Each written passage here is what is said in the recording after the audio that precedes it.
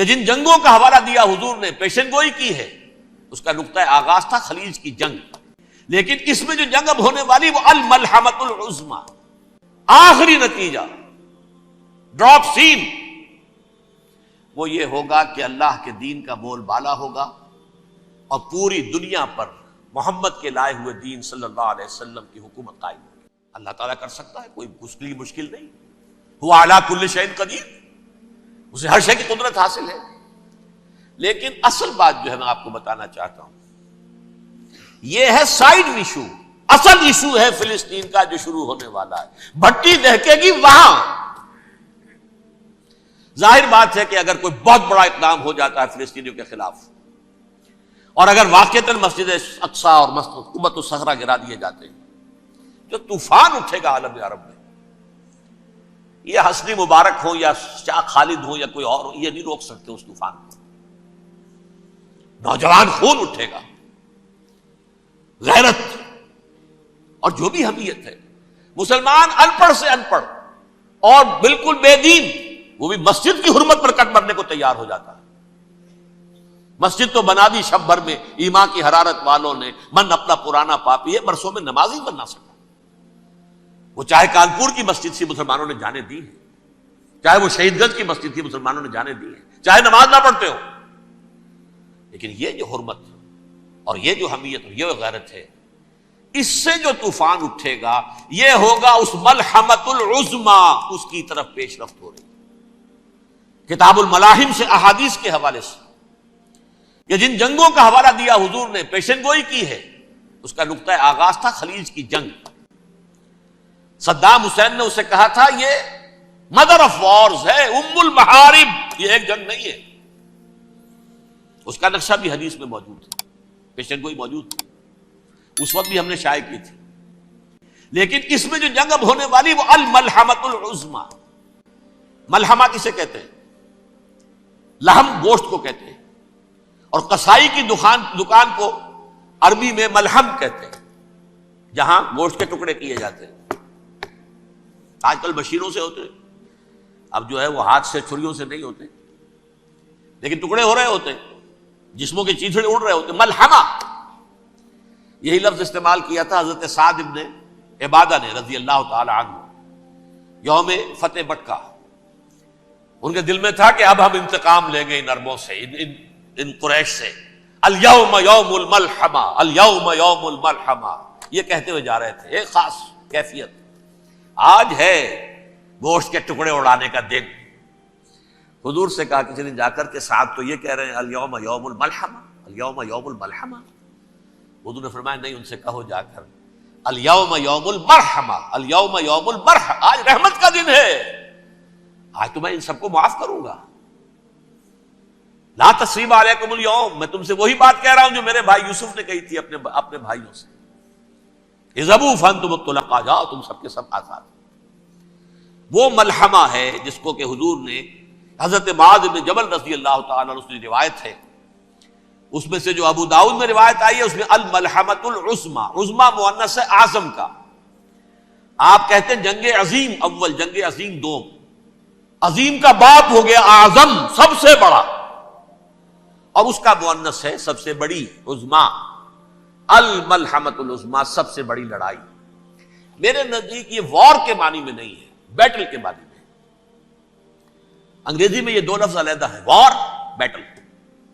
وار سالوں کو محیط ہوتی ہے، بیٹل کسی ایک خاص جگہ پر جو لڑائی ہوتی ہے اس کو کہتے ہیں۔ حضور کے اور قریش کے درمیان 6 سالہ وار تھی، جنگ تھی، لیکن battles, battle of Uhud, battle of Badr, یہ بیٹلز تھی، لڑائیاں تھیں۔ تو عظیم ترین جنگ شاید اس اعتبار سے نہ ہو جیسے کہ ورلڈ وار 1 اور ورلڈ وار 2، یعنی اس کی وسعت کا اتنا معاملہ نہیں اور طوالت کا نہیں، لیکن جو لڑائی جو ہے بیٹل ہونی ہے، جس کو کہ یہ لوگ، یا چونکہ میں نے کہا تھا شروع میں کہ سرما ہے میری آنکھ کا خاک حجاز و حول قدس، نیو ٹیسٹمنٹ کی آخری کتاب ہے the book of Revelation, Revelation of Saint John, اس میں آرمگڈون کہا گیا ہے اسے۔ ہر مجدون، یہ عبرانی لفظ ہے، ہر کہتے ہیں اونچی جگہ کو، سطح مرتفع، مجدون میگیڈو، میگیڈو ایک وادی ہے، مرتفع، وادی مرتفع، یہ ہے واقع لبنان، اسرائیل اور شام کے درمیان جو ٹکڑا جو ٹرائنگل بنتی ہے، یہ ہے، یہاں پر بڑی جنگ لڑی جائے گی، اور یہ جنگ صلیب ہوگی، جو کہا ہے یہ بش نے، یہ جنگ صلیب۔ سیکنڈ ملینیم شروع ہوئی تھی تو پہلی صلیبی جنگ ہوئی تھی، تھرڈ ملینیم شروع ہوا ہے، یہ سیکنڈ صلیبی جنگ ہے، یہ کروسیڈ ہے۔ اور میں اس مرتبہ امریکہ گیا تھا تو پہلی مرتبہ مجھے وہاں ایک رسالہ ملا ٹرمپٹ نام کا۔ یہ امریکہ کے جو بہت ایکسٹریمسٹ قسم کے پروٹیسٹنٹس ہیں، یہ ان کا رسالہ ہے، اور ان کے بارے میں اب کہا جا رہا ہے وہ کرسچین زائنسٹ ہیں۔ آپ شاید پہلی مرتبہ یہ لفظ سن رہے ہو۔ زائنسٹ تو ہم سمجھتے ہیں یہودیوں کو، کرسچین زائنسٹ وہ ہیں جو ہیں تو عیسائی پروٹیسٹنٹس ہیں، لیکن اسرائیل کے وہ حمایتی یہودیوں سے بڑھ کر ہیں۔ یہ میری کسی پہلی تقریر میں شاید بہت سے حضرات کو یاد آ جائے، میں نے کہا تھا 4 سال پہلے ہمارا تنظیم اسلامی کا ایک کنونشن ہوا تھا ہوسٹن میں، امریکہ کا جنوبی علاقے کا شہر ہے۔ ایک سیشن اس میں ہم نے رکھا تھا انٹرفیتھ، ایک عیسائی کو بلایا تھا، ایک یہودی بہت بڑا وہاں کا عالم ہے اس کو بلایا تھا۔ اس یہودی عالم نے ڈاکٹر وشوگراٹ، جو وہاں کی یونیورسٹی میں پروفیسر ایمیریٹس ہے، اس نے کہا تھا کہ یہ اسرائیل کو تو سپورٹ کر رہے ہیں عیسائی، ہم تو نہیں کر رہے۔ جو پریکٹسنگ یہودی ہیں وہ زیادہ اسرائیل کے حق میں نہیں تھے، یہ تو سن 67 کے بعد انہوں نے اسرائیل کو تسلیم کیا ہے۔ وہ تو منتظر تھے کہ ہمارا مسیحا آئے گا تو اس کی قیادت میں جنگ کریں گے، جیسے شیعہ منتظر تھے کہ مہدی موعود آئیں گے تو پھر ہم کچھ کریں گے۔ وہ امام خمینی نے کہا بھائی جب وہ آئیں گے آ جائیں گے، لیکن ہم کچھ راستہ کے لیے۔ زائنسٹ نے آگے بڑھ کر ریاست قائم کر لی، اور جب یروشلم پر بھی پورا قبضہ کر لیا، تب جو ہے در حقیقت مذہبی یہودی جو ہے پھر انہوں نے اپنایا ہے، اون کیا ہے، اور نئے سیٹلمنٹس جو بھی بنے ہیں وہاں پر اسرائیل میں، اس میں اکثر و بیشتر مذہبی یہودی آیا، اور بروکلن کے علاقے سے سب سے بڑھ کر آئے ہیں، جو امریکہ میں نیو یارک کا ایک جنوبی علاقہ ہے، بہت بڑا یہودیوں کا بہت بڑا گڑھ ہے۔ نیو یارک کو جیو یارک بھی کہا جاتا ہے، وہ تو اصل میں مرکز جو ہے وہ تو یہودیوں کا ہے۔ اس حوالے سے وہاں پر جو کرسچن زائنسٹ کہلاتے ہیں وہ اسرائیل کے یہودیوں سے بھی بڑھ کر کہیں سپورٹر ہیں۔ بہرحال اس دوسری صلیبی جنگ کا معاملہ جو میں کہہ رہا تھا، ٹرمپٹ نامی رسالہ، اس کا ایک مضمون ہے دی لاسٹ کروسیڈ۔ اب یہ آخری کروسیڈ ہے جو شروع ہونے والا ہے۔ میں تو حیران ہوں کس قدر کھل کے وہ باتیں کرتے ہیں۔ رومن کیتھولکس کو وہ کہتے ہیں کہ یہ شیطان ہے، یہ پوپ شیطان ہے، یہ یورپ کو اس نے جمع کیا ہے کرسچینٹی کی بنیاد پر، اور اس میں زیادہ تر کیتھولکس ہیں۔ آپ کو معلوم ہے برطانیہ بڑی مشکل سے شامل ہوا ان کے ساتھ، اس لیے کہ وہ پروٹیسٹنٹ کا سردار تھا، ابھی پوری طرح نہیں ہے۔ یورپ جو ہے وہ رومن امپائر دوبارہ یہ کھڑی کر رہا ہے، اور در حقیقت یہ جو ہے یہودیوں سے بھی چھیننا چاہتے ہیں اسرائیل کو اور فلسطین کو، اور مسلمانوں سے بھی، اور یہ وہی کروسیڈ جو تھے اربن ثانی کے، اس کی تیاری کر رہے ہیں تاکہ وہاں پر عیسائی حکومت قائم ہو جائے، کیتھولکس کی، پوپ کی حکومت قائم ہو جائے، جیسے ایسٹ تیمور میں کر دی ہے۔ ایسٹ تیمور میں کون سی حکومت بنی ہے؟ رومن کیتھولک، رومن کیتھولک اسرائیل میں بنے، تاکہ یہ سارے مقامات مقدسہ جہاں اسرائیل پیدا ہوئے، بیت حضرت مسیح پیدا ہوا، بیت الحم کہاں ہے؟ وہی ہے کہ نہیں؟ جہاں سے ریزریکشن ہوا ان کے خیال میں وہ کہاں ہے؟ وہیں پر ہے کہ نہیں؟ بڑے بڑے گرجے ان کے وہی ہیں۔ تو اس اعتبار سے ان کا کہنا یہ ہے یہ لاسٹ کروسیڈ کی تیاری ہو رہی ہے، یہ کیفور، اور ان کا کہنا یہ ہے کہ یہ پوری طاقت نیٹو کی جو ہے، یہ پہلے جرمنی سے لائی گئی بوسنیا، انہوں نے خود وہاں جنگ کروائی، انہوں نے خود وہاں پر ایتھنک کلینسنگ کروائی، پھر خود مصالحت کے لیے آ گئے، پھر کوسوو میں انہوں نے خود آگ بھڑکائی۔ یہ میں نہیں کہہ رہا، یہ وہ ٹرمپٹ رسالہ امریکہ سے چھپنے والا پروٹیسٹنٹس کا رسالہ ہے جو یہ کہہ رہا ہے۔ پھر انہوں نے کوسوو کے اندر کروایا، اور پھر وہ وہاں پر پیس فورس کی حیثیت سے آ گئے۔ اب وہ میسیڈونیا میں کروا رہے ہیں اور وہاں داخل ہو گئے ہیں۔ اگلا قدم ان کا سائپرس ہوگا، سائپرس میں ترکوں کو اور وہ گریکس کو لڑائیں گے اور وہاں آ جائیں گے، وہاں سے ایک چھلانگ لگائیں گے اور یہ فلسطین میں پہنچیں گے، اور یہ وہاں پر ایک رومن امپائر، اپنی پرانی رومن امپائر کی طرح کی رومن کیتھولک ریاست قائم کرنا چاہتے ہیں۔ تو وہاں امریکہ کے عیسائیوں میں بھی کوئی ایک طبقہ نہیں ہے، کیتھولکس بھی ہے، کیتھولکس زیادہ نہیں ہے ہمدرد، لیکن اب تابع ہو چکے ہیں۔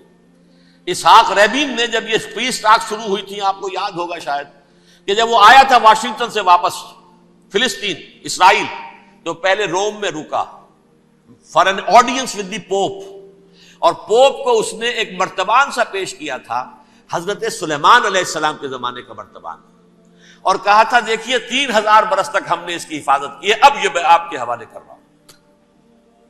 اس کے بعد سے پوپ جو ہے بالکل رام ہو گیا، اور وہ عیسائیوں کے ساتھ اور یہودیوں کے ساتھ ان کا پورا معاہدہ ہو۔ اب پورا عیسائی ورلڈ جو ہے بعثت مجموعی یہودیوں کے شکنجے میں ہے۔ البتہ ان کے اندر بھی جھگڑے ہیں، جو وہاں پر وائٹ کرسچن ملیشیاز ہیں وہ ایکسٹریمسٹ ہیں کیتھولکس، ان کے نزدیک دشمن نمبر 1 یہودی، دشمن نمبر 2 مسلمان، دشمن نمبر 3 جو یورپ میں کالے ہیں، ایفرو امریکن، چاہے وہ عیسائی ہو گئے ہوں کوئی بھی ہو، یہ 3 دشمن ہیں جن سے انہوں نے کلینز کرنا ہے، صاف کرنا ہے ان کے خیال کے مطابق امریکہ کی سوسائٹی کو، اولاً یہود، پھر مسلمان، اور پھر یہ جو کالے ہیں۔ لیکن دوسری طرف پروٹیسٹنٹس کے اندر ایکسٹریمسٹ وہ ہیں جنہیں کہا جا رہا ہے یہ کرسچین زائنسٹ ہیں، یہ اسرائیل سے بڑھ کر سپورٹرز ہیں۔ بہرحال یہ اب جنگ ہوگی، اس کا نتیجہ کیا نکلے گا یہ تو اللہ ہی جانتا ہے۔ اب میں آخری بات کی طرف آ رہا ہوں۔ آخری نتیجہ تو جو بھی کچھ اپس اینڈ ڈاؤنز آئیں گے، تلک الایام نداولھا بین الناس، آخری نتیجہ ڈراپ سین وہ یہ ہوگا کہ اللہ کے دین کا بول بالا ہوگا، اور پوری دنیا پر محمد کے لائے ہوئے دین صلی اللہ علیہ وسلم کی حکومت قائم ہوگی۔ وہ گویا قیامت کی تمہید ہوگی، اس کے بعد بس قیامت آئے گی، کیونکہ مقصد کائنات، تخلیق کائنات پورا ہو جائے گا۔ پوری مخلوقات کے اندر مقصد تخلیق، کلائمیکس آف کریشن محمد الرسول اللہ صلی اللہ علیہ وسلم، دین کی تکمیل محمد الرسول اللہ صلی اللہ علیہ وسلم، اور اس خلافت عرضی کے لیے جو حضرت آدم کو خلافت دی گئی تھی، جب اس میں وہ خلافت پوری دنیا پر قائم ہو جائے گی، اس کا مقصد پورا ہو جائے گا، and that will be the beginning of the end, اس کے بعد قیامت ہے۔ آخری نتیجہ تو یہ نکلنا ہے۔ اس سے پہلے سزائیں ہمیں بھی مل رہی ہیں، اور یہاں میں کانٹے کی بات جو چھوڑ گیا تھا اس کو بیان کر دوں۔ اللہ نے اس مغضوب علیہم قوم کو، اس ملعون قوم کو کیوں اب تک چھوٹ دیے رکھی؟ میں بتا چکا ہوں یہ بڑے عذاب کے مستحق ہو چکے تھے حضرت عیسیٰ علیہ السلام کے زمانے میں،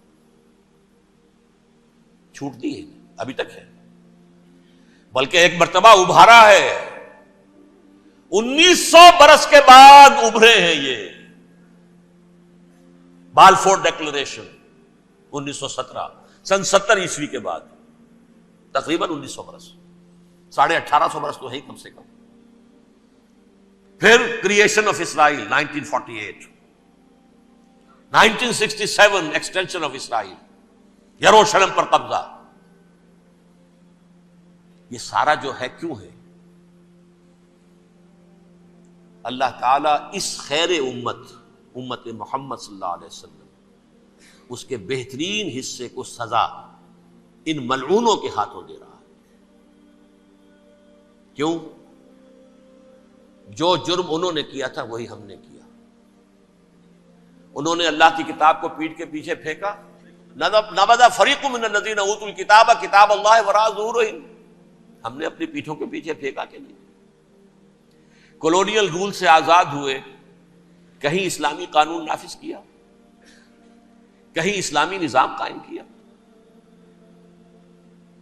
تو جو جرم ان کا تھا وہی ہمارا ہے، اور ہم خیر امت ہیں، اور ہمارے میں سے خیر ترین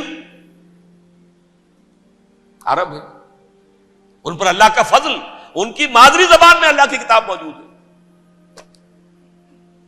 پھر انہوں نے اللہ کے دین کو پیٹھ دکھائی۔ جو ملک آزاد ہوا کولونیل رول سے، یا اس نے قبلہ کر لیا اپنا ماسکو کی طرف، یا کر لیا واشنگٹن کی طرف، کسی نے مکے کو قبلہ بنایا،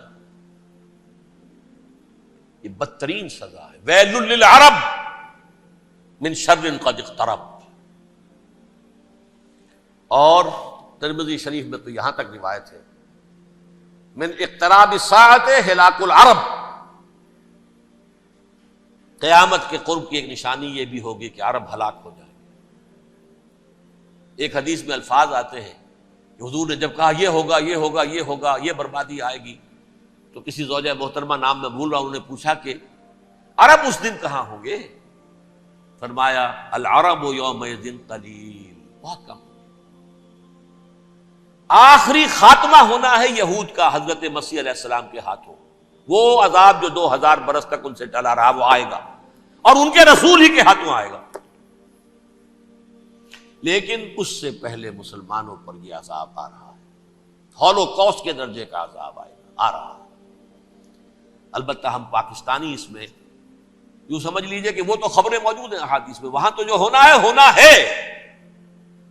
اتنے انسان مریں گے، اتنے انسان مریں گے کہ ایک پرندہ جو ہے اڑتا چلا جائے گا، وہ نہیں چاہے گا کہ نیچے اترے تو کسی لاش پر اترے، اسے جگہ نہیں ملے گی زمین خالی کر کہیں اتر سکے، تھک ہار کر گرے گا، مرے گا تو بھی لاش کے اوپر گرے گا۔ یہ الفاظ ہے حضور صلی اللہ علیہ وسلم، الملحمۃ العظمی الملحمۃ الکبریٰ۔ یہ لاسٹ کروسیڈ، ٹرمپٹ اخبار نے، میں اس کا فوٹو اسٹیٹ بھی کبھی آپ کو دکھا دوں، ویسے میرے ساتھ ہے وہ رسالہ ٹرمپٹ، دی لاسٹ کروسیڈ، اس کی تیاری ہو رہی ہے۔